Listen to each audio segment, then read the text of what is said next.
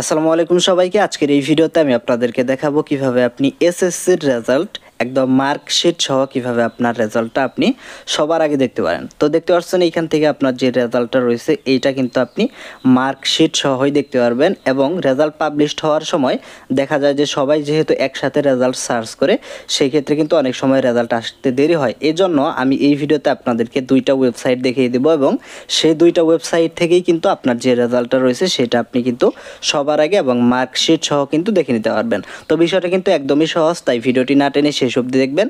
এবং আপনি যদি এখনও এই চ্যানেলটি সাবস্ক্রাইব না করে থাকেন, অবশ্যই চ্যানেলটি সাবস্ক্রাইব করে পাশে বেল আইকন অন করে দিবেন। তো চলুন শুরু করি আজকের ভিডিও। তো এসএসসির রেজাল্ট দেখার জন্য আপনি আপনার ফোনে ডাটা কানেকশনটা চালু করে নিয়ে সবার প্রথমে আপনি গুগল ক্রোমে চলে আসবেন, অন্য কোনো ব্রাউজার দিয়ে করলেও হবে। তো ক্রোমে আসার পর এখান থেকে আমাদেরকে সার্চ করতে হবে ওয়েব বেসড রেজাল্ট।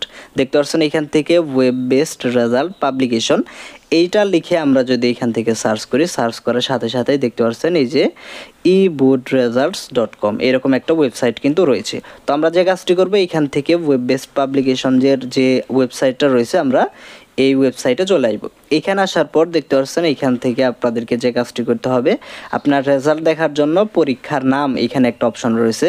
আমরা এই অপশনে ক্লিক করে এখান থেকে এসএসসি দাখিল বা সমমান, যেহেতু আমরা এসএসসির রেজাল্টটা এখান থেকে বের করতে যাচ্ছি সেজন্য এই যে এসএসসি দাখিল সমমান আমরা এই অপশনটা ক্লিক করলাম।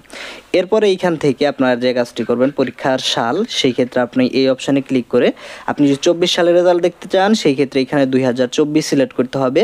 তো এখান থেকে জাস্ট আপনার সাল যেটা রয়েছে সেটা সিলেক্ট করবেন। তারপরে এখানে রয়েছে বোর্ডের নাম। তো এজন্য আপনি যে কাজটি করবেন এই অপশানে ক্লিক করে আপনি যদি ঢাকা বোর্ডের হয়ে থাকেন সেই ক্ষেত্রে এখান থেকে ঢাকা সিলেক্ট করে দিবেন, অন্য কোনো বোর্ডের রেজাল্টও কিন্তু এখান থেকে দেখা যায়। আর আপনি যদি মাদ্রাসা বোর্ডের থাকেন সেই ক্ষেত্রে এখান থেকে মাদ্রাসা বোর্ড সিলেক্ট করে দিতে হবে। তো আমরা এখান থেকে জাস্ট ঢাকা বোর্ডটা সিলেক্ট করে দিলাম। এরপরে দেখেন এখান থেকে একটা অপশন রয়েছে যে ফলাফলের ধরন। আমরা যে কাজটি করব এই অপশনে একবার ক্লিক করে এইখান থেকে একক বা বিস্তারিত ফলাফল যেই অপশনটি রয়েছে আমরা এটা সিলেক্ট করব। এখান থেকে আপনি কিন্তু একটা প্রতিষ্ঠানের ফলাফল যেটা রয়েছে পুরো ফলাফলটাও কিন্তু বের করতে নিতে পারবেন। তো আমরা যেহেতু নিজের আমার বিস্তারিত ফলাফল অর্থাৎ মার্কশিট সহ যেহেতু বের করব, এর জন্য আমরা যে কাজটি করব এই অপশনটাই ক্লিক করে দিব। এই অপশনটা ক্লিক করার পর এইখান থেকে পরীক্ষার্থীর রোল নম্বর বলে একটা অপশন রয়েছে। আমাদেরকে যে কাজটি করতে হবে পরীক্ষার্থীর রোল নম্বর অবশ্যই কিন্তু এখানে ইংলিশে লিখতে হবে। তো আপনার যে রোল নম্বর রয়েছে আপনি জাস্ট আপনার পরীক্ষার্থীর রোল নাম্বার যেটা রয়েছে সেটা দিয়ে দিবেন। এরপরে এখানে রয়েছে পরীক্ষার্থীর রেজিস্ট্রেশন নম্বর। এই ক্ষেত্রে আপনাদেরকে যে কাজটি করতে হবে পরীক্ষার্থীর রেজিস্ট্রেশন নম্বর, আপনার যে অ্যাডমিট কার্ড রয়েছে সেইখানে যেইভাবে রেজিস্ট্রেশন নম্বর রয়েছে এইভাবে আপনাকে এখানে কিন্তু লিখতে হবে। তো আপনার এখানে রোল নাম্বার এবং রেজিস্ট্রেশন নম্বর এই দুইটা জিনিস ঠিকঠাক মতো লিখবেন। লেখার পর দেখতে পাচ্ছেন এইখান থেকে একটা অপশন রয়েছে যে এই যে এইখানে ক্যাপচা, এই জায়গায় আপনার যেইটা লেখা থাকবে 4 অঙ্কের আপনার কোনো একটা সংখ্যা লেখা থাকতে পারে। দেখতে পাচ্ছেন এখান থেকে আমার এখানে যেরকম লেখা আসে আপনার কিন্তু এখান থেকে ভিন্ন থাকবে।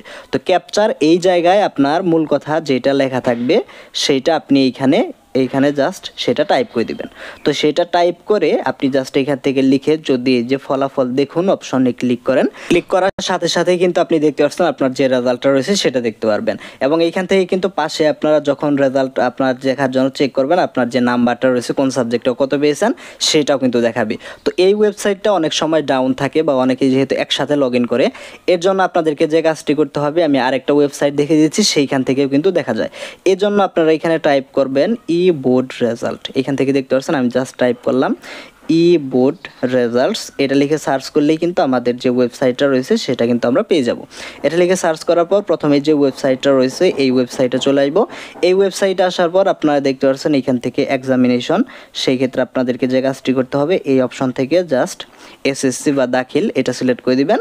তারপর এখান থেকে ইয়ার 2024, তারপরে এখান থেকে আপনার যে বোর্ড রয়েছে বোর্ড সিলেক্ট করে দিবেন। এরপর আপনার রোল নাম্বার এবং এইখান থেকে রেজিস্ট্রেশন নাম্বার। তারপরে দেখতে পাচ্ছেন এখান থেকে 3+3 অর্থাৎ আপনাদের কোনো কিছু যোগ করতে বলবে, এটাও কিন্তু ক্যাপচা। তো জাস্ট এখানে যেটা আসবে আপনার রেজাল্টটা এখানে আপনি লিখে দিবেন। লিখে দেওয়ার পর এখান থেকে সাবমিট অপশনে ক্লিক করলে কিন্তু এই ওয়েবসাইট থেকেও আপনারা রেজাল্টটা দেখতে পারবেন। তো আমি কিন্তু দুইটা ওয়েবসাইটে দেখিয়ে দিলাম, এখান থেকে আপনারা কিন্তু খুব সহজে আপনার রেজাল্টটা পাবলিশড হয়ে গেলে আপনি দেখতে পারবেন। তো আজকের ভিডিওটা এই পর্যন্তই ছিল। ভিডিওটি ভালো লেগে থাকলে অবশ্যই ভিডিওটিতে একটি লাইক দিয়ে চ্যানেলে সাবস্ক্রাইব করে সাথেই থাকবেন। তো আজকে এই পর্যন্তই, আল্লাহ হাফিজ।